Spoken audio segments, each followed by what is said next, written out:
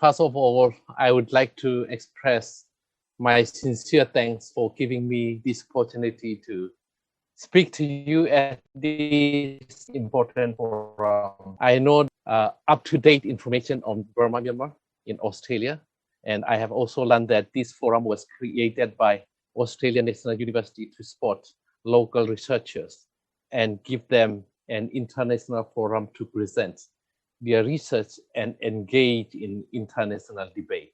I hope that this forum today will make a platform where we can discuss freely about the current situation in Burma and try to find a solution together. As we all are aware, Burma has once again become the battlegrounds between the people of Burma and oppressive military regimes since the 1st of February this year. This military coup has not only destroyed democratization process and peace process in our country, but also created serious regional implications in the areas of regional stability, human security, rules of law, democratic governance, and human rights protections. As we all know, Min Aung Hlaing staged this military coup during coronavirus pandemic, which was already a huge challenge for our country and our people. And the military coup compounded our trouble. So we are now facing two battlefronts, coronavirus and Min Aung Hlaing, living with the pandemic and the coup. Both the pandemic and the military coup are serious disaster for our country. With the outbreak of the third wave of coronavirus, at least 5,000 people have infected every day, and at least 100 people die each day. This is according to the military regime accounts, but according to WHO and NUG estimation, the numbers are higher. 20,000 new cases increase each day, and 400 deaths every single day. In the meantime, Min Aung Hlaing kills 911 innocent people, imprisons 6,694, and issue warrant for 1,960 persons to be arrested and imprisoned.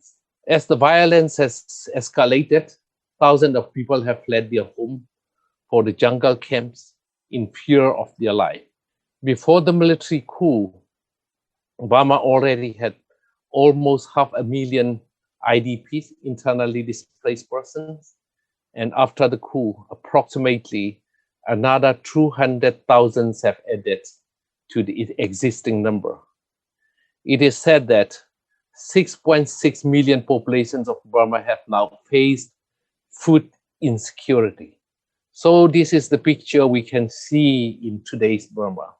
In order to challenge the injustice imposed by military regimes on the peoples of Burma, the committee representing Pithong Sulueto, CRPH, was formed by the mandate of the members of parliament who were elected in 2020 general election.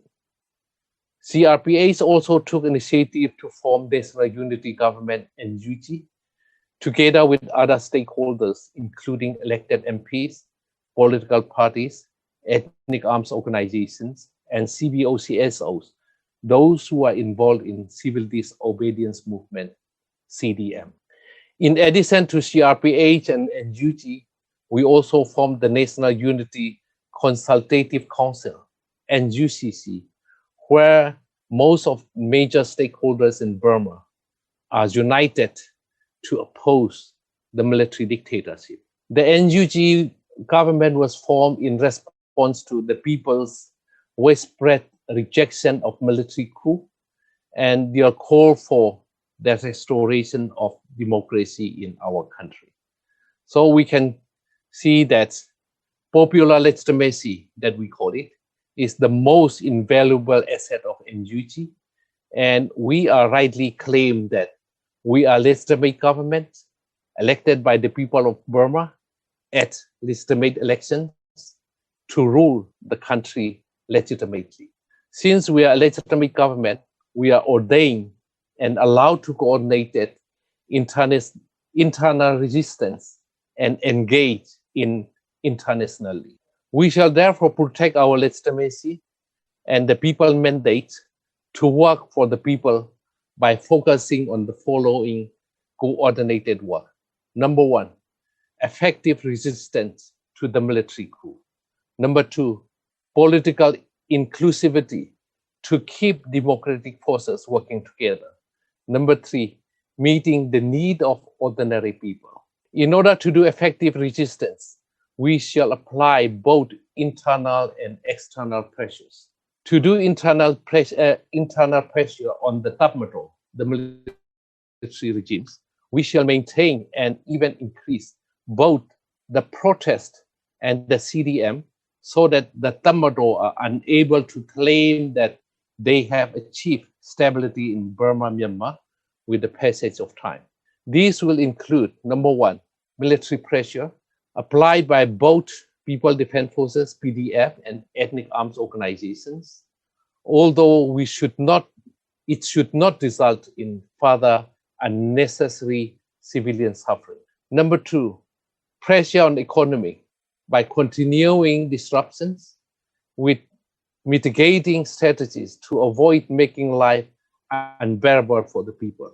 Number three, political pressure through protest, disruptions, and effort to split the military and police by destroying their morale of the Tatmadaw and convincing key military leaders that Min Aung Hlaing has led them down the wrong path.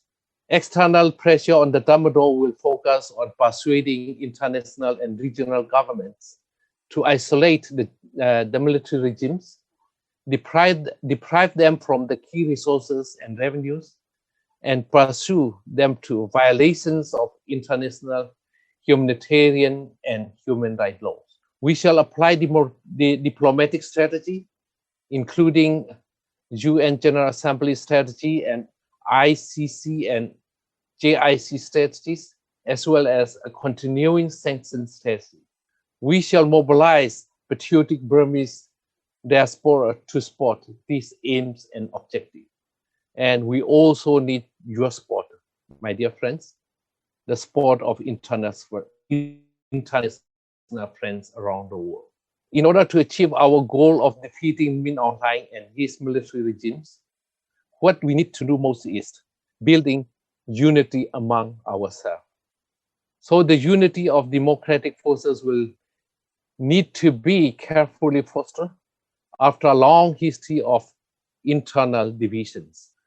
We all are well aware that Tatmadaw is applying an old method of divide and rule policy, and they are trying to split off a sudden EAOs and ethnic parties, as well as Burma groups, which we shall resist relentlessly.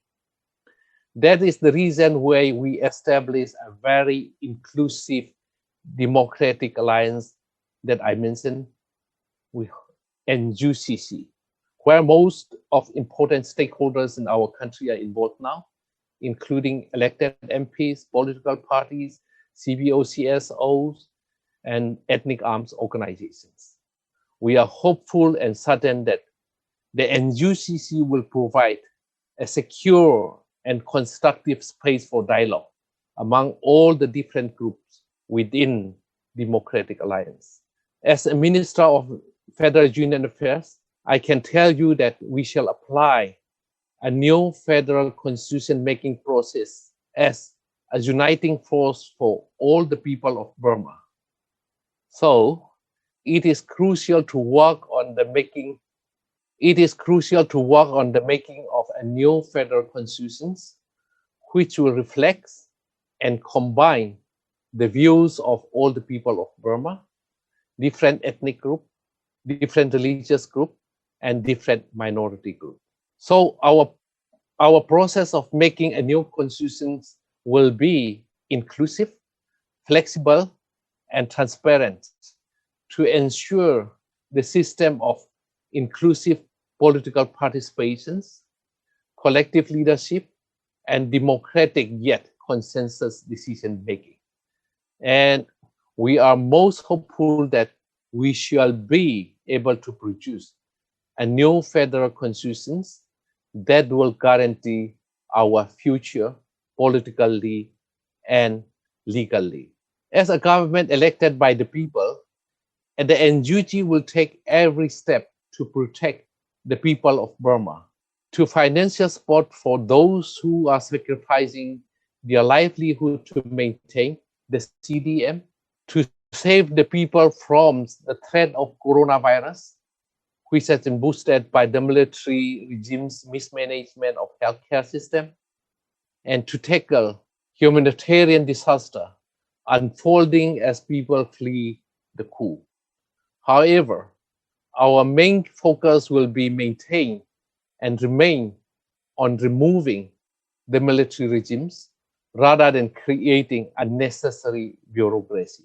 We will be able to serve our people best by removing Min Aung Hlaing and his military regimes as quickly as possible.